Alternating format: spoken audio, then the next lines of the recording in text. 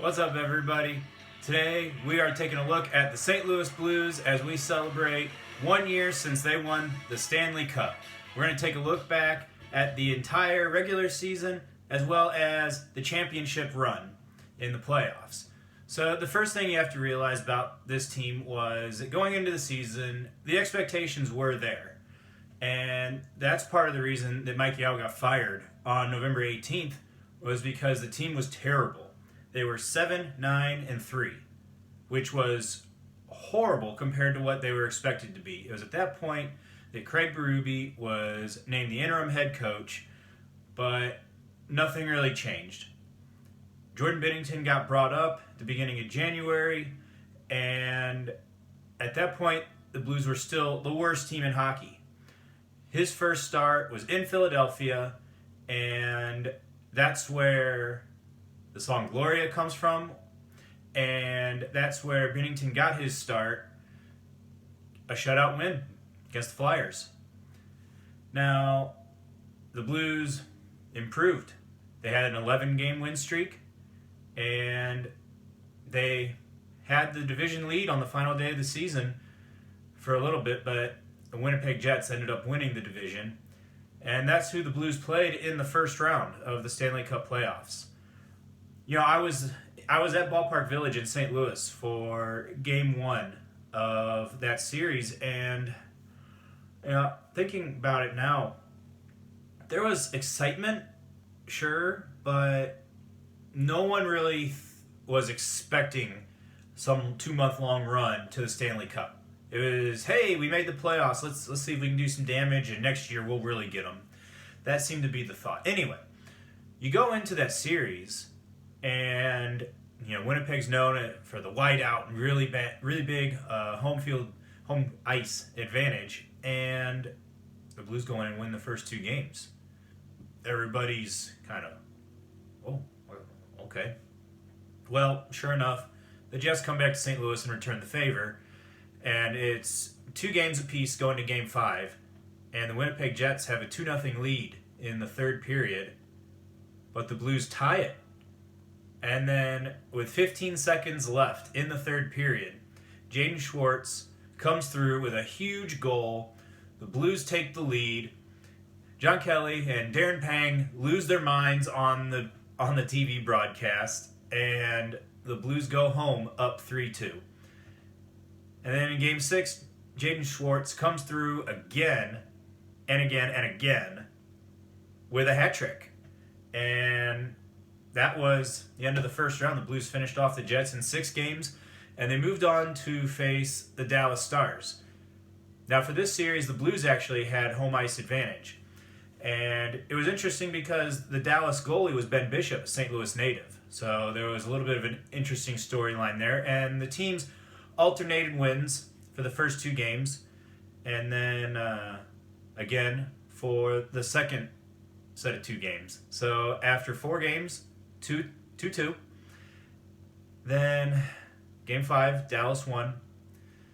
But then Game 6 in Dallas, you have the Blues with a 2-1 lead, and Ben Bishop gets absolutely drilled in the collarbone by a shot. He goes down, but the play is still alive, so the refs don't blow the whistle. So Dallas is left defending an empty net, and the Blues score, and it's 3-1, and then Sammy Blais added the cherry on top to make it 4-1, and Game 7, here we come.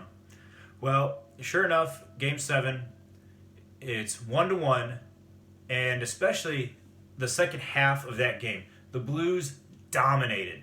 I mean, dominated. But they couldn't score. Ben Bishop was on fire.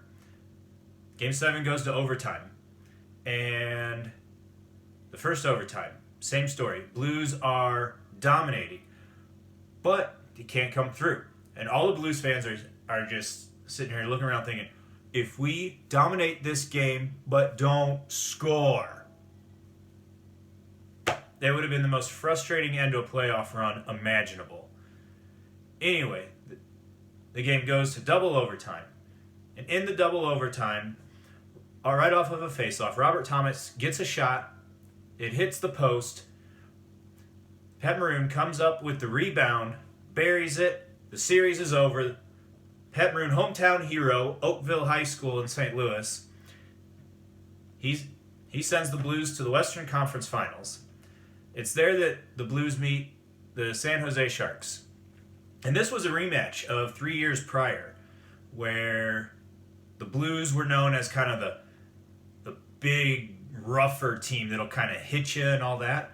And the Sharks were known for their speed. And that far into the playoffs, the Sharks skated circles around the Blues. And the Blues didn't have a chance. Well, 3 years later, the Blues were looking for revenge, but Game 1 did not go too well. The Sharks crushed the Blues. But Game 2, the Blues came back and got a 4-2 win. And then Game 3 happened. And everyone talks about how NHL refs are terrible, and it was on display.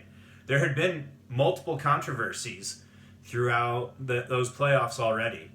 But in Game 3, the Blues were down 3-1.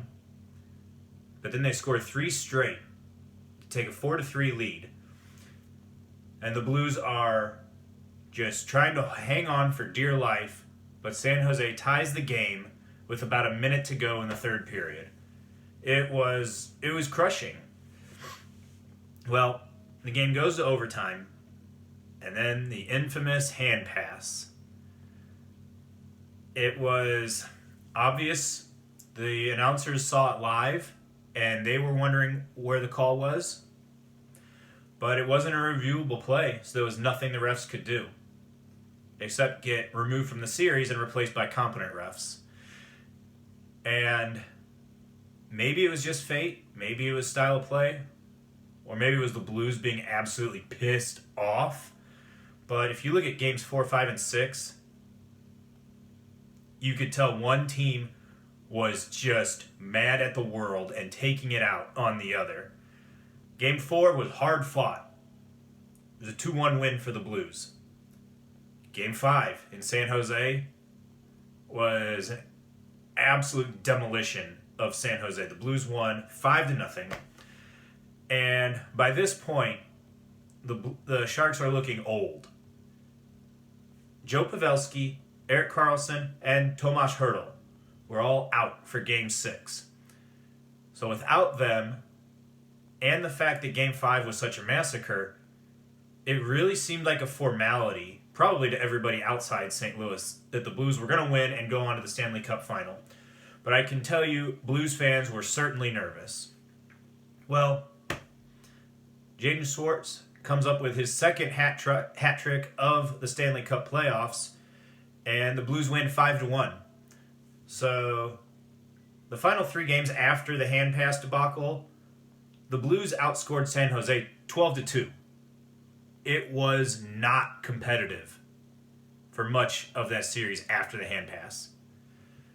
Anyway, the Blues had advanced to the Stanley Cup final. They were there for the first time since 1970. And, the Blues had made it to the Stanley Cup finals the first 3 years that they were a franchise. But they got swept all 3 years.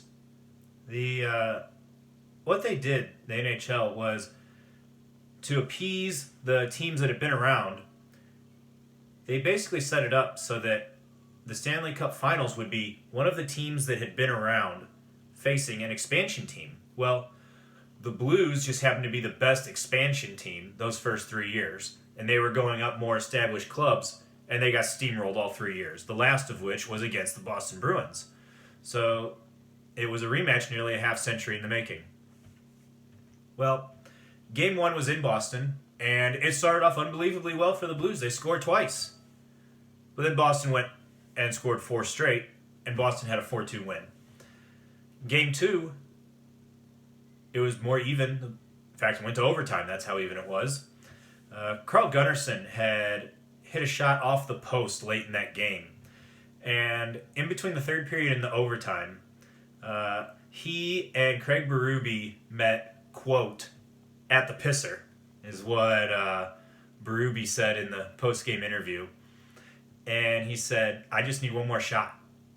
So, as luck would have it, Carl Gunnison got that shot, and it was the game winner. And the Blues had their first Stanley Cup Finals win in franchise history. Game 3 was the worst game of the playoffs for the Blues. They lost 7-2, got absolutely steamrolled. I think the emotion of the moment got the better of the team. Jordan Binnington got pulled, and Boston had a 2-1 series lead. Game 4, you had Brett Hull on the ice, absolutely obliterated out of his mind, just screaming "Let's go Blues" into the microphone at the top of his lungs. And it got everybody going, and the Blues pulled out a win. Zdeno Chara for the Boston Bruins, their captain, he took a shot right in the jaw. It was never confirmed, but it was widely speculated that he'd broken his jaw. So there was mystery as to whether or not he would play in Game 5. He did. And Boston was hoping for, the heroic return and all that, but they got something a little tougher to swallow when Tyler Bozak tripped Achari. It wasn't called. It was blatant, but it wasn't called, and the play continued, and the Blues scored. That made the score of Game 5 2-0 Blues. Boston got one more back after that. So that tripping no call was the margin of victory. I remember the St. Louis Post-Dispatch's headline said, "What a trip," which, well done, Post-Dispatch. You don't do much right, but that was good. So the Blues had a chance to close out their first Stanley Cup championship in St. Louis for Game 6, but it wasn't to be. Similar to Game 3, they got housed. It was 5-1. So they were going to have to do it in Boston for Game 7, and that game did not start off very well. The Blues were getting dominated. But luckily for them, Jordan Binnington was absolutely on fire, and Boston couldn't push one through. Well, with about 3 minutes to go in the first period, Jay Bouwmeester took a shot from just inside the blue line that seemed innocent enough, but it got deflected in, and the Blues had been dominated, but they had a 1-0 lead. And then as the period was ending, the Blues got a second goal almost out of nowhere. Alex Pietrangelo buried one with 7.9 seconds to go. And through all that period, that not only did they survive, but they had a 2-goal lead. So everyone is kind of stunned. And then it just kind of continued. Braden Shen made it 3-0. And then Sanford buried one late. It was just more icing on the cake. Made it 4-0. Boston got one with a few minutes left, but no one really cared. And Game 7, 4-1 Blues. And the Blues were Stanley Cup champions. And the celebration in St. Louis was crazy. You had the Enterprise Center jam-packed for a watch party. Busch Stadium, it was raining outside. It was raining hard outside. But Busch Stadium had like 25,000 people or more just at the stadium to watch the game on the Jumbotron.